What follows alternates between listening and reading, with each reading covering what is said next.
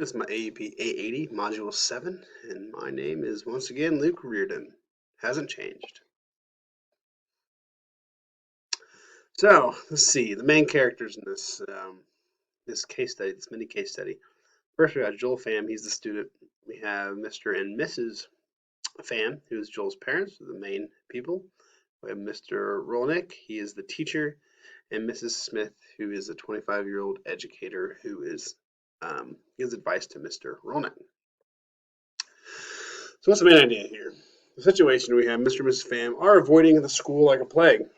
They will not come in and volunteer. They will not be a part of their child's education within the school system or within the school issues. This could be a very negative impact on Joel's education. And the problems that we are seeing is they cannot get Phams to participate in Mr. Rolnick's classroom. And again, they don't want those issues to happen, so that is a problem. The concerns they have are Phams have negative view towards school, staff, and their acceptance of their nationality, which is Vietnamese. So what are the factors preventing them from volunteering? Possible factors. I mean, it could be a cultural view of the school system. You don't know how the Vietnamese view the school system. Maybe they leave it up completely to the school system. Parents believe students need to take ownership in one's own education. My parents were like this at a point, but I'll get into that in my next slide. But if they do see that these kids need to take ownership, they may want to voluntarily leave them alone. So how home life is not as good as it seems. This happens in many situations. Once again, I'll get into that in the next slide with my personal experience. But people may always seem great on the outside, but you never know what's going on the inside. Unaware situations that could be embarrassing. I'll get along this next as well. So some personal experiences, and I use this picture here because I still think of that past assignment and how our experiences make ourselves up as like a puzzle. But personally, my personal experiences, obviously I'm not going to say names, but I have experienced where a teacher has a restraining order on a parent because of something that's happened in the past, and that teacher, or that parent was not allowed in the school. We don't know these things. This is a real possibility, and in today's day and age, anything is possible. Home life. We look at a home, and maybe their home is not as great as it seems. I mean, they're married. They come to the parent teacher conferences, but real life situations always can happen. Divorce, drinking, drug problem, and multiple kids. When I say multiple kids, I don't mean it's a bad thing. But I'm saying it is a situation that could occur, which is why they don't volunteer. I know of a family right now that has 8 children in a 2-bedroom apartment. Great parents, great people, but you could see why that would be a problem as far as coming in and volunteering their time, even when they are off work. So they can't have they cannot have a person to watch their kids all the time.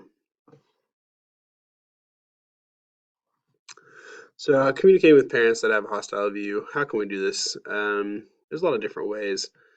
Activities that encourage family participation. This could be anything from, I mean, even academic. They could be the reading and math nights that encourage families to come participate in games, or it could be anything from bringing a snack in or inviting them in to talk about their ethnic origin.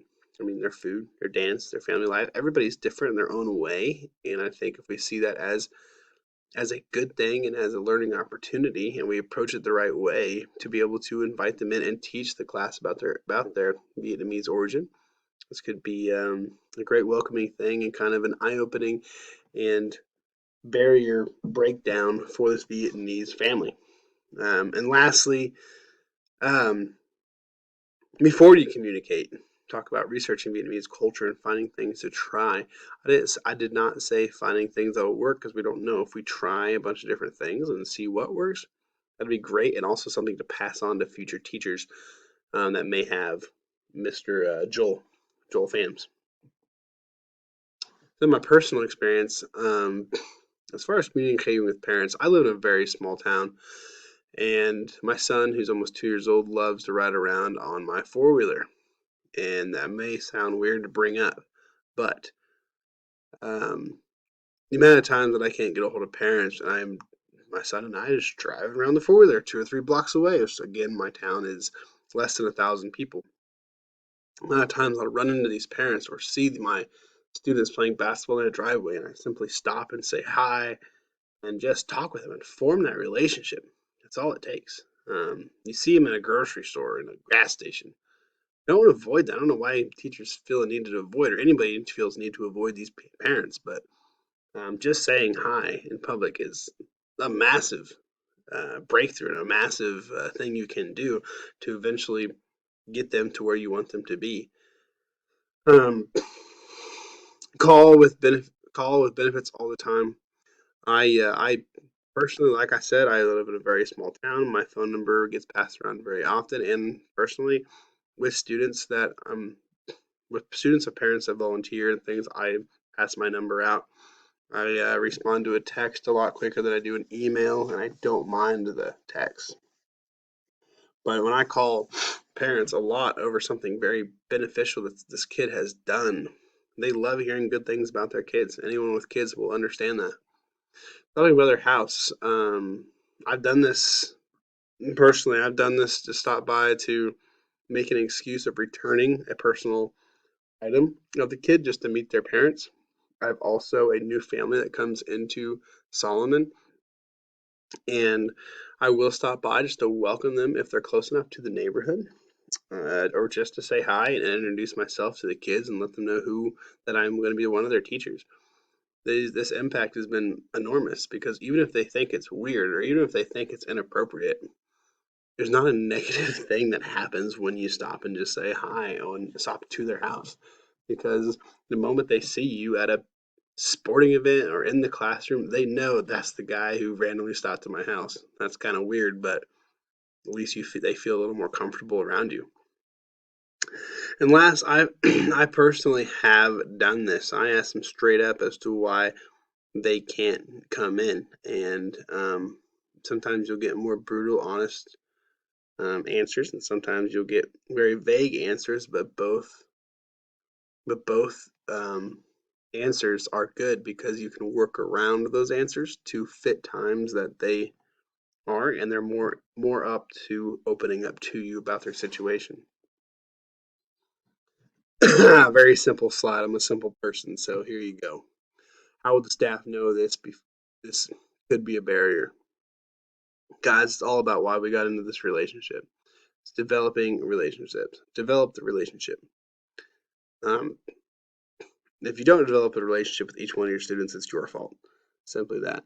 Even starting off by reaching out to old or to teachers that used to have this child, figuring out situations that's happened, figuring out how these um, kids are, the Vietnamese culture, or any sort of cultural background.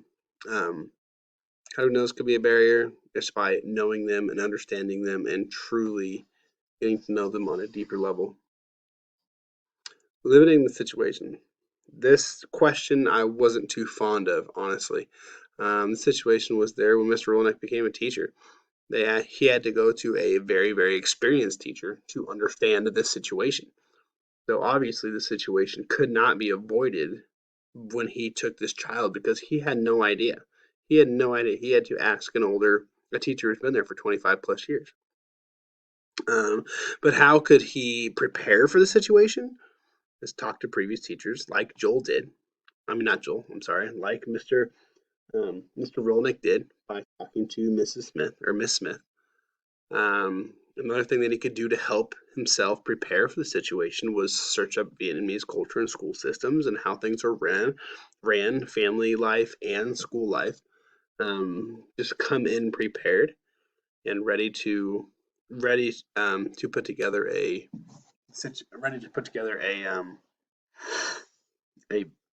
just how I mean ready to put together a plan for how to approach this situation that's already implanted. Other ways of volunteering time that parents can do. There's multiple ways, and this goes back to past assignments that I think of. I mean, taking part in this kid's relationship doesn't have to be not relationship, but education does not have to be within the classroom. Take part in the students learning outside of the classroom with different activities. I'm thinking of FFA, Future Farmers of America, or 4-H Club, or even having them form those relationships. And you can, and even these Vietnamese people can form relationships by putting their kids in sports and meeting other families and letting their kids meet other kids and other students. Volunteering in the community, I'll get to that later, but there's many ways that a parent can volunteer in the community and show support um, in that way, and participate in school meetings that are not in the classroom, such as PTO, board meetings, booster club, etc. Now, some personal experiences. My parents my parents, what I'm thinking of when I was a kid, I was one of six kids, and we lived 40 minutes away from our school. It's my both my parents worked. So my mother did not volunteer a bunch of time in the classroom, but she would put together. When I was in lower elementary, it was they volunteered for snack time. My mom would prepare snacks, which is volunteering her time to send to the classroom. I'm also thinking of myself, and I also know parents. I know a cop here in town that he has crazy hours. He works generally 12-hour shifts during the day, 3 days a week, or he's on call sometimes. And he can't commit long term, like from long term away, if he can be in the school and volunteer time. But he is involved in the city council, which is able to work around and work virtually. I put basketball community service simply because myself, I coach basketball and I do require community service from the kids, and the majority of these hours come from organized events. Like simply, we had a large snow this year, so I had my team meet at my house because we live in a small community. They could walk over, and we walked around and shoveled driveways. And for payment, the people's driveways that we shoveled, they had to take a schedule of our basketball games, which I thought was a good game, and we ended up having more turnout than we ever had in previous years. Participate in the school board. This is an easy way to do this because we have, especially this day and age, a lot of stuff is virtual. Our school board is even virtual. But I have parents, I have two or three parents on the school board, and one is even the school, it was even the president, and she works full time. So she's able to do this outside of school. Volunteer with athletic events. I'm thinking of parents that we have that take books or run the scoreboard or run the table out front taking money, all ways to get your face out and known in the community and to people you normally would not get to know. Um, anyway, great assignment. I like the mini case study. I hope everybody has a great day and is ready for their last assignment.